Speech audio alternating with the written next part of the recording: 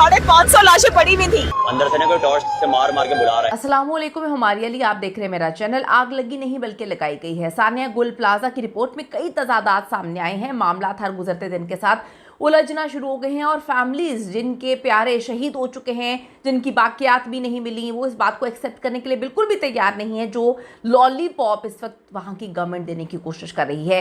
कितनी लाशों की बाकियात तो निकाली ही नहीं गई हैं या मिली ही नहीं है और गुल प्लाजा को गिराने की तैयारी मुकम्मल कर ली गई।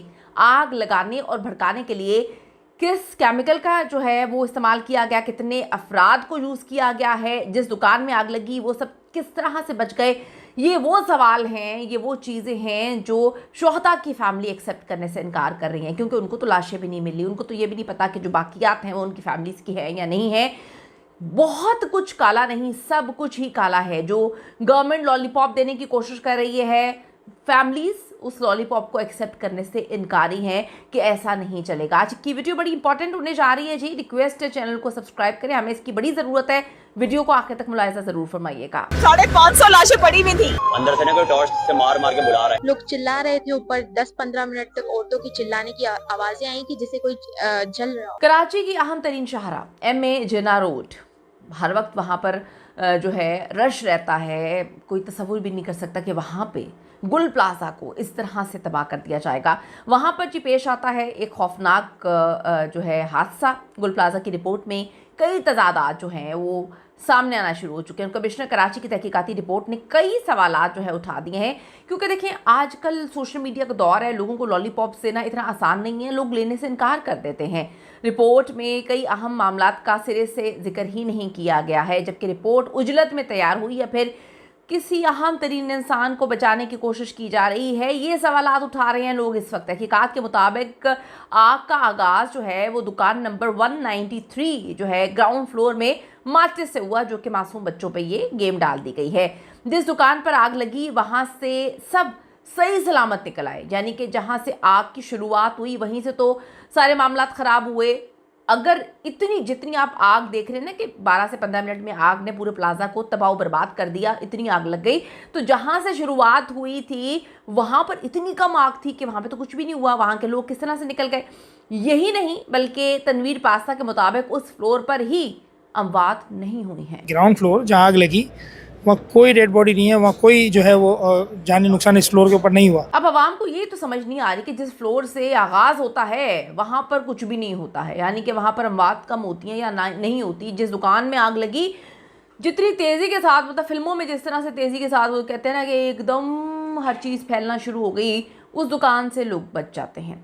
अगर ऐसा था तो फिर जो बाकी फ्लोर्स पर जहाँ आग को देर से पहुँचना चाहिए था वहाँ पर अफराद जो हैं वो क्यों नहीं बचाए गए या क्यों नहीं बचे, कुछ समझ नहीं आ रही। आप तो मेरे ख्याल में आवाम काफ़ी समझदार है, अगर आपको ज़रा समझ आती है ये कहानी तो कमेंट्स में ज़रूर बताइएगा, ताकि हम भी सारे लोग समझने की कोशिश करें मुश्तरका तौर पर। ना आग बुझाने का इंतज़ाम था, ना ऐलान किया गया, ताले जहाँ पे नहीं भी लगे हुए थे वहाँ पे लगा दिए गए, पार्किंग ऊपर थी वहाँ पे भी ताले लग गए। कुछ समझ नहीं आ रही कि पार्किंग में जहाँ तक लोगों ने जाना था वो जंप मार के अपनी गाड़ियाँ और मोटरसाइकिल रोज़ लेते थे। ये भी अगर समझ आ रही हो तो बताइएगा। या फिर आग प्लाजा में जो है ऐसे लगाई गई कि जो लोग थे वो बाहर निकल ही ना सके। ये भी सवालात उठ रहे हैं। अब ये कैसे हो सकता है कि ग्राउंड फ्लोर की दुकान पर आग लगी और आग गुल प्लाजा को चारों तरफ से घेर लेती है। पूरे गुल प्लाजा में पता नहीं कितने लोग शहीद हो जाते हैं और बाहर निकलने के दरवाजे भी कम पड़ जाते हैं। वहाँ तक आग पहुँच गई इतनी जल्दी, बड़ी अजीब सी बात है। सानिया गुल प्लाजा पर कमिश्नर कराची की तहकीकाती रिपोर्ट मंजर-ए-आम पर आने के बाद कई तजादात और सवालात सामने आए हैं। रिपोर्ट में इब्तदाई जो इतला है, फायर टेंडर्स की ताख़ीर, पानी की फरहमी, रेस्क्यू अमले की कारकर्दगी के हवाले से खामियों पर तो रोशनी डाली गई है। रिपोर्ट के मुताबिक गुल प्लाजा में आग लगने का वक्त 10:15 बताया गया। फायर ब्रिगेड को इतला 10:26 पे मिलती है। रिपोर्ट में बताया गया कि इतला के 11 मिनट बाद 10:37 पर पहला फायर टेंडर गुल प्लाजा पहुंचा, जहां फायर स्टेशन गुल प्लाजा से सिर्फ 5 मिनट की दूरी पर है। अब मुतासरीन के मुताबिक पहले फायर टेंडर का पानी 20 मिनट के अंदर ही ख़त्म हो जाता है और फायर टेंडर्स में डीजल भी ख़त्म हो चुका था।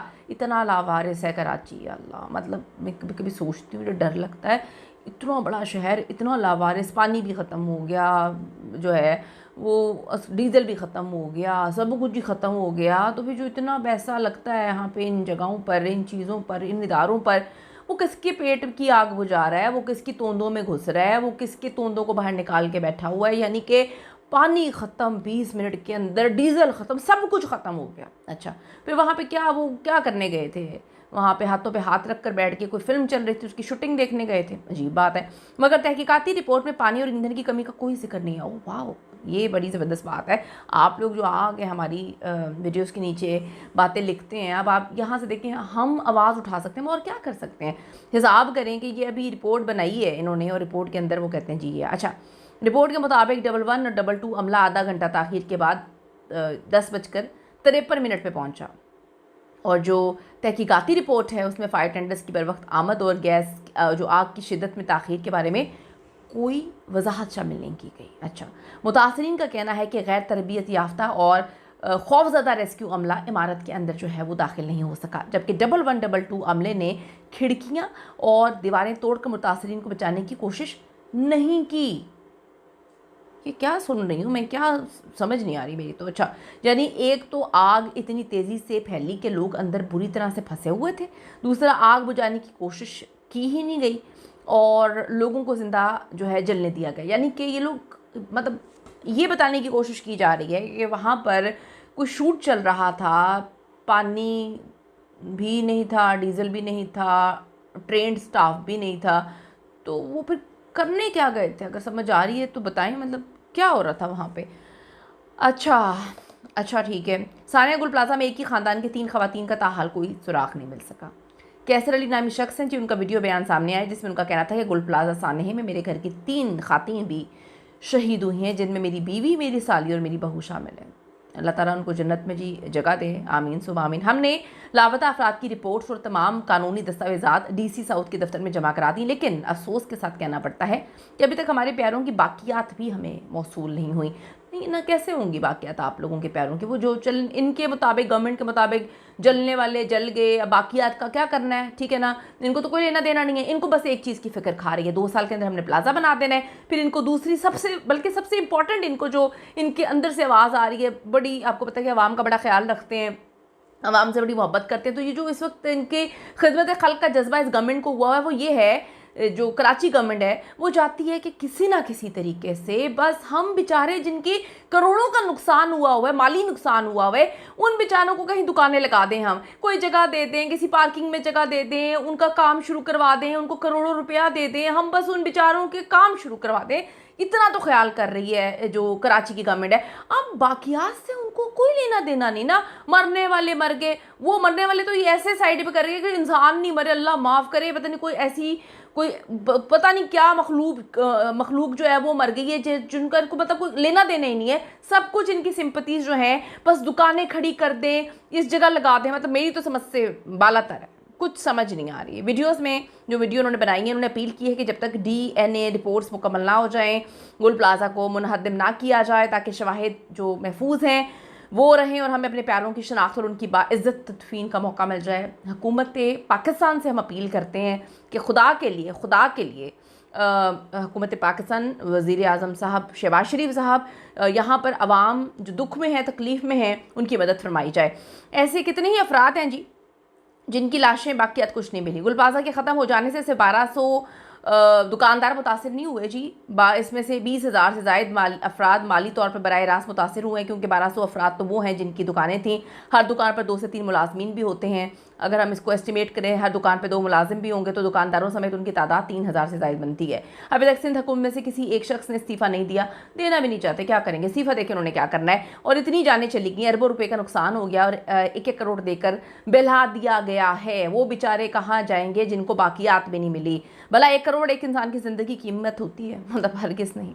आप क्या कह सकते हैं? कुछ आपको समझ आता है तो बताइएगा, कीमती राय दीजिएगा। See you in the next video.